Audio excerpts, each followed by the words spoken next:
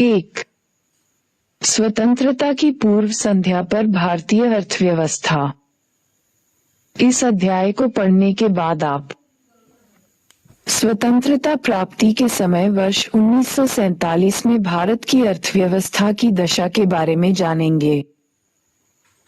भारतीय अर्थव्यवस्था को अल्प विकास तथा गत्यावरोध की स्थिति में पहुंचा देने वाले कारकों से परिचित होंगे। भारत हमारे साम्राज्य की धुरी है। यदि हमारे साम्राज्य का कोई राज्य अलग हो जाता है तो हम जीवित रह सकते हैं, यदि हम भारत को खो देते हैं तो हमारे साम्राज्य का सूर्य अस्त हो जाएगा। विक्टर एलेक्जेंडर ब्रूस 1894 में ब्रिटिश इंडिया के वायसराय। 1.1 परिचय। भारत का आर्थिक विकास विषयक इस पुस्तक का मूल उद्देश्य आपको भारतीय अर्थव्यवस्था की मूलभूत विशेषताओं की जानकारी देना और स्वतंत्रता प्राप्ति के बाद से हुए विकास से अवगत कराना है। यद्यपि देश की वर्तमान अवस्था तथा भविष्य की संभावनाओं की चर्चा करते समय उसके आर्थिक अतीत पर ध्यान देना भी उतना ही महत्वपूर्ण होगा। इसलिए हम अपनी चर्चा का आरंभ स्वतंत्रता से पूर्व देश की अर्थव्यवस्था की स्थिति से कर रहे हैं। इसी क्रम में हम उन सब बातों की भी स्पष्ट पहचान करेंगे जिन्होंने स्वतंत्र भारत के विकास की रणनीतियों का निर्धारण करने में महत्वपूर्ण योगदान दिया है। भारतीय अर्थव्यवस्था की वर्तमान संरचना कोई आज की नहीं है। इसके मूल सूत्र तो इतिहास में बहुत गहरे हैं, विशेष रूप से उस अवधि में जब भारत 15 अगस्त 1947 को स्वतंत्रता प्राप्ति के पूर्व 200 वर्षों तक ब्रिटिश शासन के अधीन था।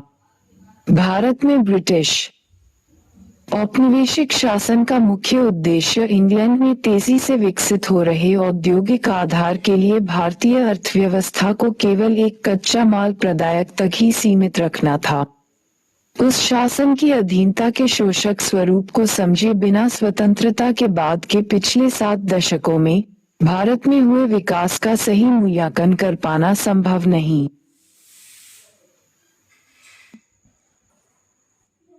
बंगाल का सूती उद्योग। मलमल एक विशेष प्रकार का सूती कपड़ा है। इसका मूल निर्माण क्षेत्र बंगाल, विशेषकर ढाका के आसपास का क्षेत्र रहा है। यह नगर अब बांग्लादेश की राजधानी है। ढाका के मलमल ने उत्कृष्ट कोटि के सूती वस्त्र के रूप में विश्व भर में बहुत ख्याति अर्जित की थी। ये बहुत ही महीन कपड़ा होता था। विदेशी यात्री इसे शाही मलमल या मलमल खास भी कहते थे। इसका आशय यही था कि वे इस कपड़े को शाही परिवारों के उपयोग के योग्य मानते थे। 1.2 औपनिवेशिक शासन के अंतर्गत निम्न स्तरीय आर्थिक विकास। अंग्रेजी शासन की स्थापना से पूर्व भारत की अपनी स्वतंत्र अर्थव्यवस्था थी। यद्यपि जनसामान्य की आजीविका और सरकार की आय का मुख्य स्रोत कृषि था, फिर भी देश की अर्थव्यवस्था में विभिन्न प्रकार की विनिर्माण गतिविधियां हो रही थीं। सूती व रेशमी वस्त्रों, धातु आधारित तथा बहुमूल्य मणि, रत्न आदि से जुड़ी शिल्पकलाओं के उत्कृष्ट केंद्र के रूप में भारत विश्व भर में सुविख्यात हो चुका था। भारत में बनी इन चीजों की विश्व के बाजारों में अच्छी सामग्री के प्रयोग तथा उच्च स्तर की कलात्मकता के आधार पर बड़ी प्रतिष्ठा थी। बॉक्स 1.1 देखें। औपनिवेशिक शासकों द्वारा रची गई आर्थिक नीतियों का ध्येय भारत का आर्थिक विकास नहीं बल्कि अपने मूल देश के आर्थिक हितों का संरक्षण और संवर्धन ही था। इन नीतियों ने भारत की अर्थव्यवस्था के स्वरूप के मूल रूप को बदल डाला। भारत इंग्लैंड को कच्चे माल की पूर्ति करने तथा वहां के बने तैयार माल का आयात करने वाला देश बनकर रह गया। स्वाभाविक ही था कि औपनिवेशिक शासकों ने कभी इस देश की राष्ट्रीय तथा प्रति व्यक्ति आय का आकलन करने का भी ईमानदारी से कोई प्रयास नहीं किया। कुछ लोगों ने निजी स्तर पर आकलन किए, पर उनके अनुमानों में बहुत विसंगतियां और आपसी मतभेद भी रहे हैं। इन आकलनकर्ताओं में Dadabhai Naoroji, William Digby, Findlay Shirras, doctor V.K. R.V. Rao तथा R.C. देसाई प्रमुख रहे हैं। औपनिवेशिक काल के दौरान डॉक्टर राव द्वारा लगाए गए अनुमान बहुत महत्वपूर्ण माने जाते हैं। फिर भी सभी अध्ययनकर्ता एक बात पर सहमत रहे हैं कि 20वीं शताब्दी के पूर्वार्ध में भारत की राष्ट्रीय आय की वार्षिक समृद्धि दर 2% से कम ही रही है तथा प्रति व्यक्ति उत्पाद वृद्धि दर तो मात्र 0.5% ही रह गई।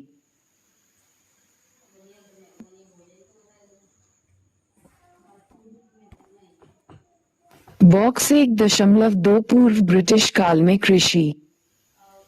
17वीं शताब्दी में भारत आए फ्रांसीसी यात्री बनियर ने तत्कालीन बंगाल का इस प्रकार वर्णन किया है। अपने 2 बार के भ्रमण के दौरान बंगाल के विषय में संग्रहीत जानकारी के आधार पर मैं कह सकता हूँ कि यह क्षेत्र मिस्र देश से कहीं अधिक समृद्ध है। यहाँ से सूती, रेशमी वस्त्र, चावल, शक्कर और मक्खन का प्रचुर मात्रा में निर्यात होता है। यहाँ अपने आंतरिक उपभोग के लिए भी गेहूं, सब्जियां, अनाज, मुर्गे, मुर्गियां, बत्तख आदि का भरपूर उत्पादन होता है। यहाँ सुअरों के बड़े बड़े झुंड तथा भेड़ बकरियों के विशाल झुंड भी विद्यमान हैं। इस क्षेत्र में हर प्रकार की मछलियां प्रचुरता में उपलब्ध हैं। राजमहल से लेकर समुद्र तक अतीत में परिवहन तथा सिंचाई के लिए गंगा नदी से बहुत यत्न और श्रम पूर्वक काटकर बनाई गई नहरों का जाल सा बिछा हुआ है। 17वीं शताब्दी में अपने देश की कृषि समृद्धि के बारे में लिखिए। लगभग 200 वर्ष बाद जब ब्रिटिश भारत को छोड़कर गए, उस समय की कृषि की गतिहीनता के साथ इसकी तुलना कीजिए। 1.3 कृषि क्षेत्र। ब्रिटिश औपनिवेशिक शासन के अंतर्गत भारत मूलतः एक कृषि अर्थव्यवस्था ही बना रहा। देश की लगभग 85% जनसंख्या जो गांवों में बसी थी, प्रत्यक्ष या परोक्ष रूप से कृषि के माध्यम से ही अपनी रोजी रोटी कमा रही थी। बॉक्स 1.2 देखें। एक बड़ी जनसंख्या का व्यवसाय होने के बाद भी कृषि क्षेत्र में गतिहीन विकास की प्रक्रिया चलती ही रही। यही नहीं, अनेक अवसरों पर उसमें अप्रत्याशित ह्रास या गिरावट भी अनुभव की गई। भले ही कृषि अधीन क्षेत्र के प्रसार के कारण कुल कृषि उत्पादन में वृद्धि हुई हो, किंतु कृषि उत्पादकता में कमी आती रही। कृषि क्षेत्र की गतिहीनता का मुख्य कारण औपनिवेशिक शासन द्वारा लागू की गई भूव्यवस्था प्रणालियों को ही माना जा सकता है। आज के समस्त पूर्वी भारत में, जो उस समय बंगाल प्रेसिडेंसी कहा जाता था, लागू की गई जमींदारी व्यवस्था में तो कृषि कार्यों से होने वाले समस्त लाभ को जमींदार ही हड़प जाते थे। किसानों के पास कुछ नहीं बच पाता था। यही नहीं, अधिकांश जमींदारों तथा सभी औपनिवेशिक शासकों ने कृषि क्षेत्र की दशा को सुधारने के लिए कुछ नहीं किया। जमींदारों की रुचि तो किसानों की आर्थिक दुर्दशा की अनदेखी कर उनसे अधिक लगान संग्रह करने तक सीमित रहती थी। इसी कारण कृषक वर्ग को नितांत दुर्दशा और सामाजिक तनावों को झेलने को बाध्य होना पड़ा। राजस्व व्यवस्था की शर्तों का भी जमींदारों के इस व्यवहार के विकास में बहुत योगदान रहा है। राजस्व की निश्चित राशि सरकार के कोष में जमा कराने की तिथियां पूर्व निर्धारित थीं। उनके अनुसार रकम जमा नहीं करा पाने वाले जमींदारों से उनके अधिकार छीन लिए जाते थे। साथ ही प्रौद्योगिकी के निम्न स्तर, सिंचाई सुविधाओं के अभाव और उर्वरकों का नगण्य प्रयोग भी कृषि उत्पादकता के स्तर को बहुत निम्न रखने के लिए उत्तरदायी था। किसानों की दुर्दशा को और बढ़ाने में इसका भी बड़ा योगदान रहा है। देश के कुछ क्षेत्रों में कृषि के व्यावसायीकरण के कारण नकदी फसलों की उच्च उत्पादकता के प्रमाण भी मिलते हैं, किंतु उस उच्च उत्पादकता के लाभ भारतीय किसानों को नहीं मिल पाते थे। क्योंकि उन्हें तो खाद्यान्न की खेती के स्थान पर नकदी फसलों का उत्पादन करना पड़ता था, जिनका प्रयोग अंततः इंग्लैंड में लगे कारखानों में किया जाता था। सिंचाई व्यवस्था में कुछ सुधार के बावजूद भारत बाढ़ नियंत्रण एवं भूमि की उपजाऊ शक्ति के मामले में पिछड़ा हुआ था, जबकि किसानों के एक छोटे से वर्ग ने अपने फसल पैटर्न को परिवर्तित कर खाद्यान्न फसलों की जगह वाणिज्यिक फसलें उगाना आरंभ किया। काश्तकारों के एक बड़े वर्ग तथा छोटे किसानों के पास कृषि क्षेत्र में निवेश करने के लिए न ही संसाधन थे, न तकनीक थी और न ही कोई प्रेरणा। इन्हें कीजिए। स्वतंत्र भारत के मानचित्र की अंग्रेजी शासन के भारत के मानचित्र से तुलना कर पता लगाइए कि देश का कौन सा क्षेत्र पाकिस्तान का हिस्सा बन गया। यह क्षेत्र आर्थिक दृष्टि से भारत के लिए क्यों महत्वपूर्ण था। इस संदर्भ में डॉक्टर राजेंद्र प्रसाद की पुस्तक इंडिया डिवाइडेड का अध्ययन उपयोगी होगा। अंग्रेजों ने भारत में किस प्रकार की राजस्व व्यवस्था लागू की, देश के किस क्षेत्र में कौन सी राजस्व व्यवस्थाएं लागू की गई और वहां उसके क्या प्रभाव रहे। आपको उन राजस्व व्यवस्थाओं की आज के भारत में कृषि परिदृश्य पर क्या छाप दिखाई देती है। इन प्रश्नों के उत्तर खोजने के लिए आप रमेश चंद्र दत्त की 2 खंडों में प्रकाशित पुस्तक इकोनॉमिक हिस्ट्री ऑफ इंडिया का सहारा ले सकते हैं। B.H. बेडन पावेल की पुस्तक the land system of British India भी उपयोगी रहेगी। इसके भी 2 खंड हैं। इस विषय को अधिक अच्छी तरह से समझने के लिए आप ब्रिटिश भारत का एक कृषि मानचित्र बनाने का प्रयास करें। अपने विद्यालय में लगे कंप्यूटर का भी आप इस कार्य में प्रयोग कर सकते हैं। स्मरण रखिए, किसी भी विषय को भली प्रकार समझने समझाने में मानचित्र का अंकन बहुत ही उपयोगी सिद्ध होता है। 1.4 औद्योगिक क्षेत्र। कृषि की ही भांति औपनिवेशिक व्यवस्था के अंतर्गत भारत एक सुदृढ़ औद्योगिक आधार का विकास भी नहीं कर पाया। देश की विश्व प्रसिद्ध शिल्पकलाओं का पतन हो रहा था, किंतु उस प्रतिष्ठित परंपरा का स्थान ले सकने वाले किसी आधुनिक औद्योगिक आधार की रचना नहीं होने दी गई। भारत के इस विऔद्योगीकरण के पीछे विदेशी शासकों का दोहरा उद्देश्य था। एक तो वे भारत को इंग्लैंड में विकसित हो रहे आधुनिक उद्योगों के लिए कच्चे माल का निर्यातक बनाना चाहते थे। दूसरे, वे उन उद्योगों के उत्पादन के लिए भारत को ही एक विशाल बाजार भी बनाना चाहते थे। इस प्रकार उन उद्योगों के प्रसार के सहारे वे अपने देश ब्रिटेन के लिए अधिकतम लाभ सुनिश्चित करना चाहते थे। ऐसे आर्थिक परिदृश्य में भारतीय शिल्पकलाओं के पतन से जहां एक ओर भारी स्तर पर बेरोजगारी फैल रही थी, वहीं स्थानीय उत्पाद से वंचित भारतीय बाजारों में मांग का भी प्रसार हो रहा था। इस मांग को इंग्लैंड से सस्ते निर्मित उत्पादों के लाभपूर्ण आयात द्वारा पूरा किया गया। यद्यपि 19वीं शताब्दी के उत्तरार्ध में भारत में कुछ आधुनिक उद्योगों की स्थापना होने लगी थी, किंतु उनकी उन्नति बहुत धीमी ही रही। प्रारंभ में तो यह विकास केवल सूती वस्त्र और पटसन उद्योगों को आरंभ करने तक ही सीमित था। सूती कपड़ा मिलें प्रायः भारतीय उद्यमियों द्वारा ही लगाई गई थी और ये देश के पश्चिमी क्षेत्रों, आज के महाराष्ट्र और गुजरात में ही अवस्थित थीं। पटसन उद्योग की स्थापना का श्रेय विदेशियों को दिया जा सकता है। यह उद्योग केवल बंगाल प्रांत तक ही सीमित रहा। 20वीं शताब्दी के आरंभिक वर्षों में लोहा और इस्पात उद्योग का विकास प्रारंभ हुआ। Tata iron steel company TISCO की स्थापना 1907 में हुई। दूसरे विश्व युद्ध के बाद चीनी सीमेंट, कागज आदि के कुछ कारखाने भी स्थापित हुए, किंतु भारत में भावी औद्योगिकरण को प्रोत्साहित करने हेतु पूंजीगत उद्योगों का प्रायः अभाव ही बना रहा।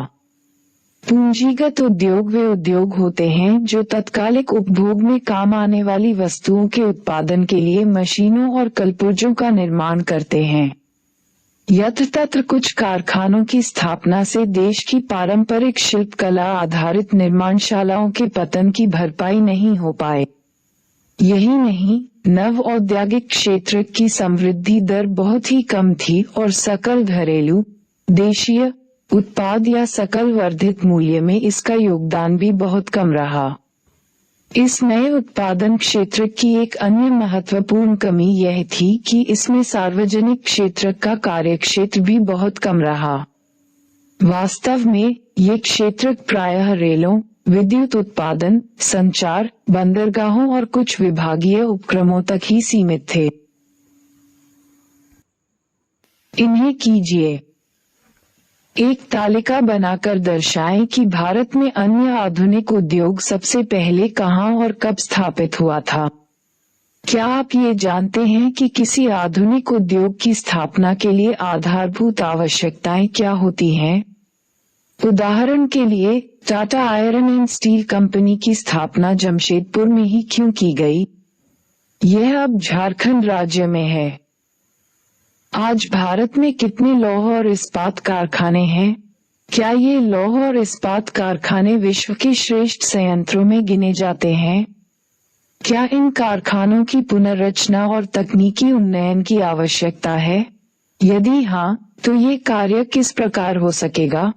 आजकल ये तर्क दिया जा रहा है कि जो उद्योग अर्थव्यवस्था के लिए अति महत्वपूर्ण नहीं है, उन्हें सार्वजनिक क्षेत्र में रखने की कोई आवश्यकता नहीं है। इस विषय में आपके क्या विचार हैं? भारत के मानचित्र पर उन सूती कपड़ा और पटसन मिलों को अंकित करें जो स्वतंत्रता प्राप्ति के समय विद्यमान थी। 1.5 विदेशी व्यापार। प्राचीन समय से ही भारत एक महत्वपूर्ण व्यापारिक देश रहा है, किंतु औपनिवेशिक सरकार द्वारा अपनाई गई वस्तु उत्पादन, व्यापार और सीमा शुल्क की प्रतिबंधकारी नीतियों का भारत के विदेशी व्यापार की संरचना, स्वरूप और आकार पर बहुत प्रतिकूल प्रभाव पड़ा। परिणामस्वरूप भारत कच्चे उत्पाद जैसे रेशम, कपास, ऊन, चीनी, नील और पटसन आदि का निर्यातक होकर रह गया। साथ ही यह सूती, रेशमी, ऊनी वस्त्रों जैसी अंतिम उपभोक्ता वस्तुओं और इंग्लैंड के कारखानों में बनी हल्की मशीनों आदि का आयातक भी हो गया। व्यवहारिक रूप से इंग्लैंड ने भारत के आयात निर्यात व्यापार पर अपना एकाधिकार जमाए रखा। भारत का आधे से अधिक व्यापार तो केवल इंग्लैंड तक सीमित रहा। शेष कुछ व्यापार चीन, श्रीलंका और ईरान से भी होने दिया जाता था। स्वेज नहर का व्यापार। मार्ग खुलने से तो भारत के व्यापार पर अंग्रेजी नियंत्रण और भी सख्त हो गया। देखिए बॉक्स 1.3। विदेशी शासन के अंतर्गत भारतीय आयात निर्यात की सबसे बड़ी विशेषता निर्यात अधिशेष का बड़ा आकार रहा, किंतु इस अधिशेष की भारतीय अर्थव्यवस्था को बहुत भारी लागत चुकानी पड़ी। देश के आंतरिक बाजारों में अनाज, कपड़ा और मिट्टी का तेल जैसी अनेक आवश्यक वस्तुएं मुश्किल से उपलब्ध हो पाती थीं। यही नहीं, इस निर्यात अधिशेष का देश में सोने और चांदी के प्रवाह पर भी कोई प्रभाव नहीं पड़ा। वास्तव में इसका प्रयोग तो अंग्रेजों की भारत पर शासन करने के लिए गढ़ी गई व्यवस्था का खर्च उठाने में ही हो जाता था। अंग्रेजी सरकार के युद्धों पर व्यय तथा अदृश्य मदों के आयात पर व्यय के द्वारा भारत की संपदा का दोहन हुआ।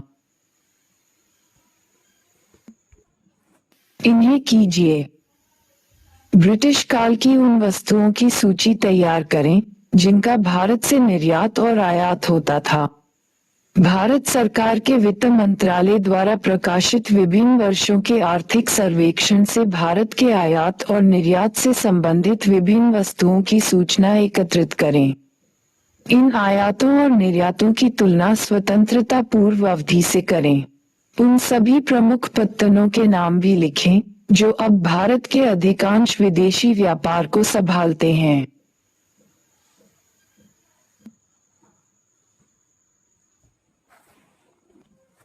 बॉक्स 1.3 स्वेज नहर के माध्यम से व्यापार। स्वेज नहर उत्तर पूर्वी मिस्र में स्वेज स्थल संधि के आर पार उत्तर से दक्षिण की ओर प्रवाहित होने वाला कृत्रिम जलमार्ग है।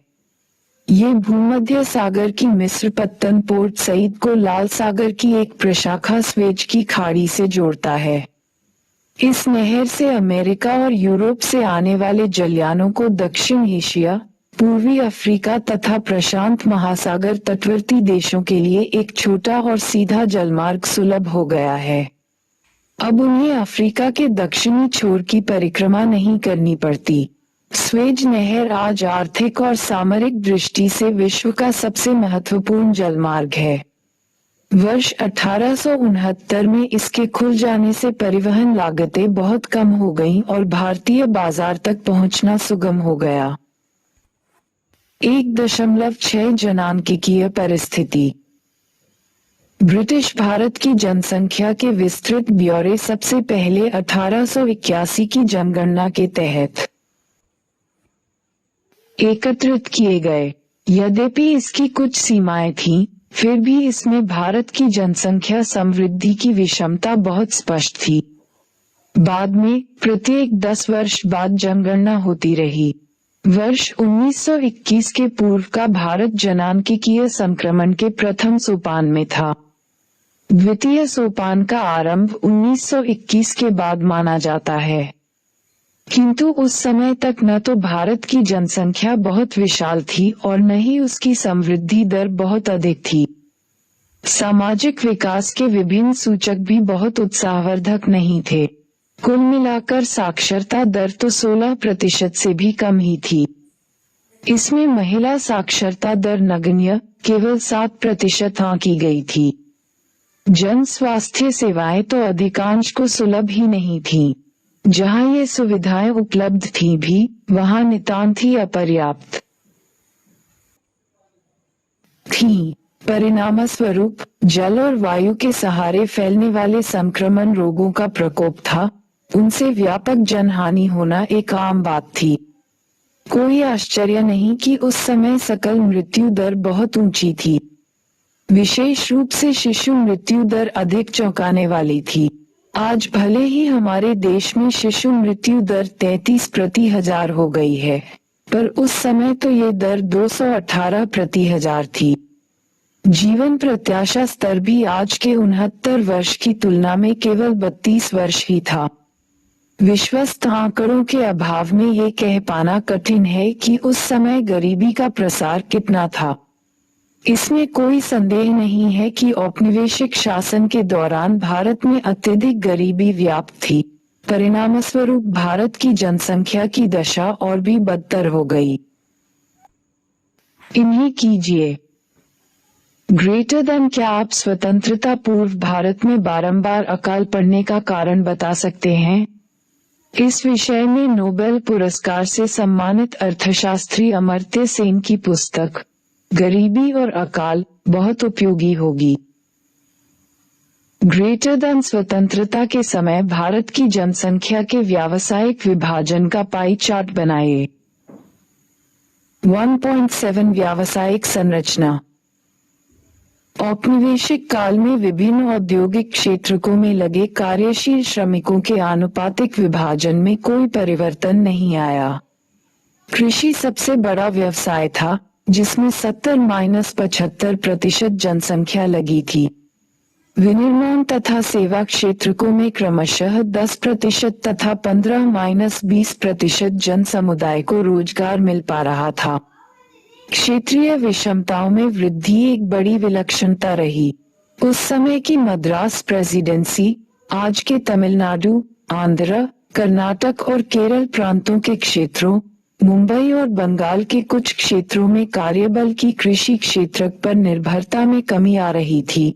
विनिर्माण तथा सेवा क्षेत्रकों का महत्व तदनुरूप बढ़ रहा था, किंतु उसी अवधि में पंजाब, राजस्थान और उड़ीसा के क्षेत्रों में कृषि में लगे श्रमिकों के अनुपात में वृद्धि आंकी गई।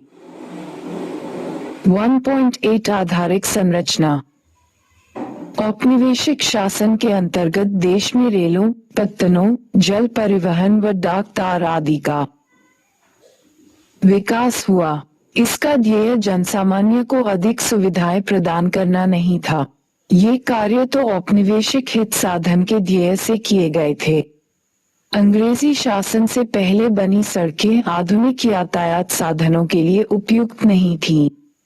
जो सड़कें उन्होंने बनाई, उनका ध्येय भी देश के भीतर उनकी सेनाओं के आवागमन की सुविधा तथा देश के भीतरी भागों से कच्चे माल को निकटतम रेलवे स्टेशन या पत्तन तक पहुंचाने में सहायता करना मात्र था। इस प्रकार माल को इंग्लैंड या अन्य लाभकारी बाजारों तक पहुंचाना आसान हो जाता था। ग्रामीण क्षेत्रों तक माल पहुंचाने में सक्षम सभी मौसम में उपयोग होने वाले सड़क मार्गों का अभाव निरंतर बना ही रहा। वर्षा काल में तो यह अभाव और भी भीषण हो जाता था। स्वाभाविक ही था कि प्राकृतिक आपदाओं और अकाल आदि की स्थिति में ग्रामीण क्षेत्रों में बसे देशवासियों का जीवन कठिनाइयों के कारण दूभर हो जाता था। अंग्रेजों ने 1850 में भारत में रेलों का आरंभ किया। यही उनका सबसे महत्वपूर्ण योगदान माना जाता है। रेलों ने भारत की अर्थव्यवस्था की संरचना को दो महत्वपूर्ण तरीकों से प्रभावित किया। एक तो इससे लोगों को भूक्षेत्रीय एवं सांस्कृतिक व्यवधानों को कम कर आसानी से लंबी यात्राएं करने के अवसर प्राप्त हुए, तो दूसरी ओर भारतीय कृषि के व्यावसायीकरण को बढ़ावा मिला। किंतु इस व्यावसायीकरण का भारतीय ग्रामीण अर्थव्यवस्थाओं के आत्मनिर्भरता के स्वरूप पर विपरीत प्रभाव। 1.9 निष्कर्ष। स्वतंत्रता प्राप्ति तक 200 वर्षों के विदेशी शासन का प्रभाव भारतीय अर्थव्यवस्था के प्रत्येक आयाम पर अपनी पैठ बना चुका था। कृषि क्षेत्र पहले से ही अत्यधिक श्रम अधिशेष के भार से लदा था। उसकी उत्पादकता का स्तर भी बहुत कम था। औद्योगिक क्षेत्र भी आधुनिकीकरण, वैविध्य, क्षमता संवर्धन और सार्वजनिक निवेश में वृद्धि की मांग कर रहा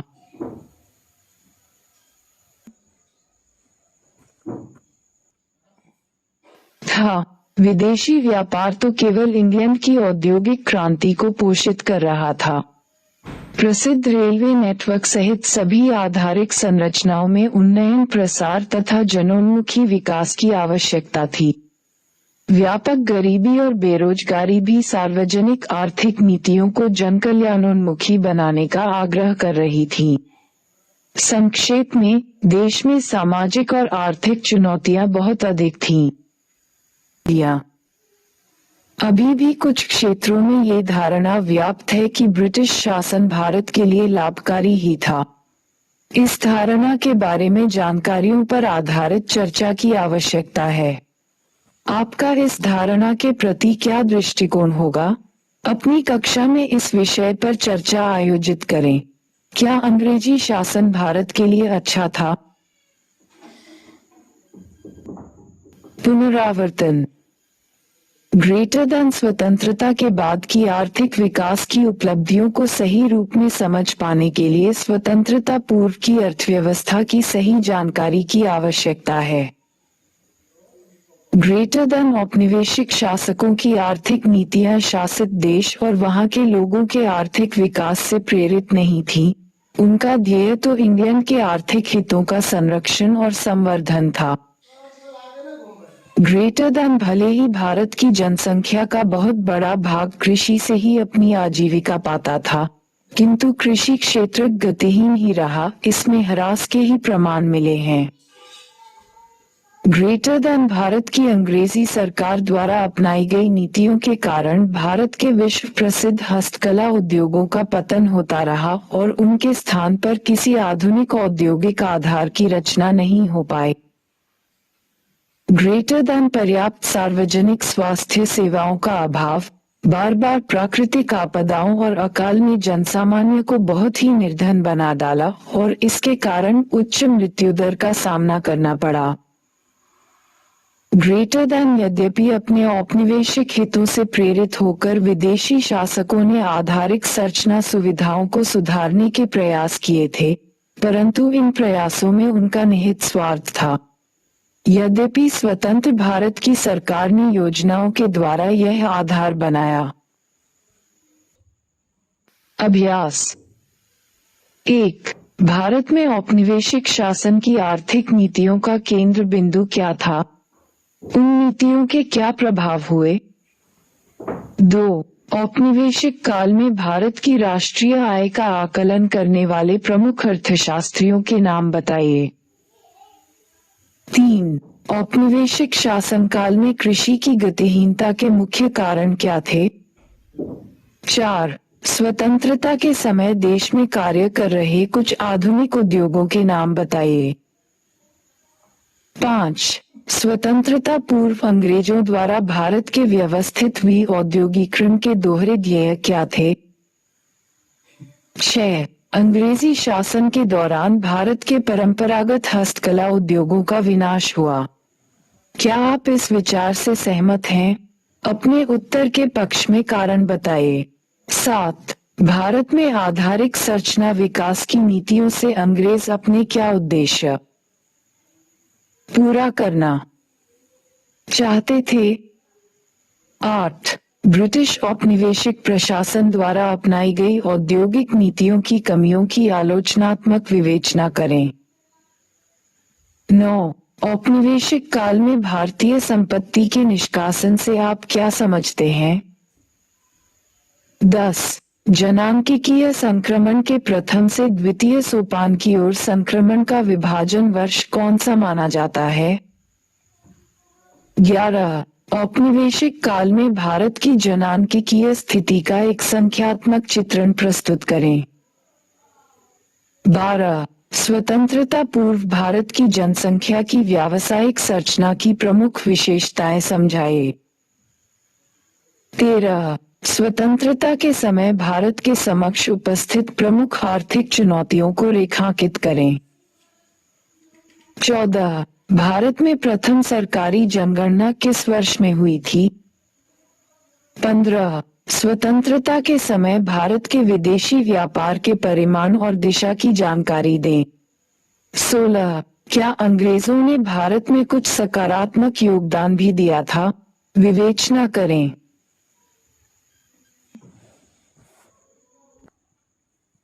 अतिरिक्त गतिविधियां। 1. स्वतंत्रता के पूर्व भारत में ग्रामीण एवं शहरी क्षेत्रों में लोगों को उपलब्ध वस्तुओं और सेवाओं की सूची बनाएं। उस सूची की आज के उपभोग स्वरूप से तुलना करें। इस प्रकार जन सामान्य के जीवन स्तर में आए परिवर्तनों का आकलन करें। 2. अपने आसपास के गांवों और शहरों के स्वतंत्रता पूर्व के चित्र संग्रहित करें। उन्हें आज के परिदृश्यों से मिलाकर देखें।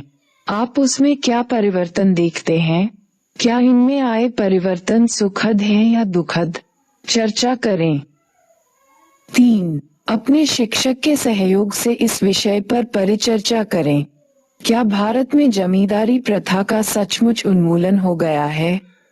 यदि आपका सामान्य मत नकारात्मक है, तो आपके विचार से इसे समाप्त करने के लिए क्या कदम उठाए जाने चाहिए और क्यों? 4. स्वतंत्रता के समय हमारे देश की जनता अपनी आजीविका के लिए क्या क्या कार्य करती थी? आज जनता के मुख्य व्यवसाय क्या हैं? देश में चल रहे आर्थिक सुधारों को ध्यान में रखकर वर्ष 2035 में आप किस प्रकार के व्यावसायिक परिदृश्य की कल्पना करेंगे?